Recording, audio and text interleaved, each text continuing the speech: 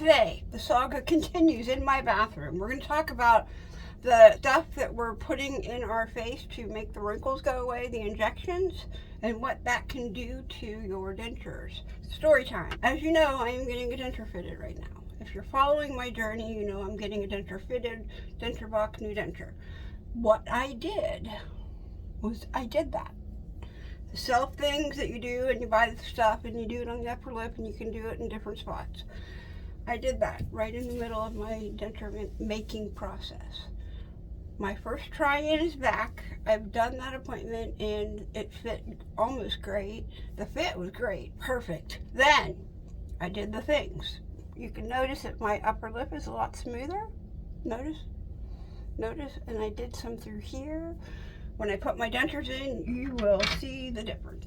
I was driving down the road one day after I did my impression call and my first try-in call and everything. I had these dentures in my mouth, the ones that I've been wearing the last over a year. And I'm driving down the road, I'm like, this bite is off. What is going on? And I'm like, oh, I did those injections. Hold on, let's talk about this. Fix-It Professional. Can't use the pink adhesive, but do you see how small that tube is? The tip of that tube. I wish they were all like that. See the difference? This is wonderful to apply denture adhesive with. That bigger one, not so much, but I mean, it's okay. All right, we're gonna do this in my upper denture. It's secure adhesive. We're going with secure today. And then I'm gonna spread it around with the tip of my tube. So I'm driving down, back to the story, driving down the road, noticing my bite is different. What is wrong with my bite? Because my jaw, hold on, there we go. My lower jaw is now protruding a little more forward because it's, excuse me, because it's more relaxed. We're going to do Dr. B Moisture Denture Adhesive on my upper denture because my upper denture fits me really, really well. And I don't need that much of a hold. This is not an all-day hold. This is a half-day hold. And Dr. B wanted you to use his Clean and Net paste at lunchtime. Brush, brush, brush. Reapply. Put your dentures back in. So that's this. So I know this won't be a problem getting out of my mouth. Also, I probably put too much in there. Let me get a Q-tip. So I'm driving down the road, like I said. Jaw is now relaxed. Wipe the tip off. My jaw is now relaxed and it's moving forward. Notice I'm smoother through here. I also went in other spots down through here. And now my jaw is so relaxed. First of all, it's hard for me to suck in this upper lip because it's numb.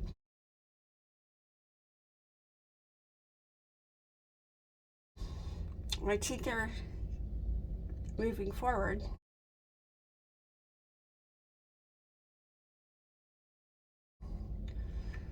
And it's changing my entire bite.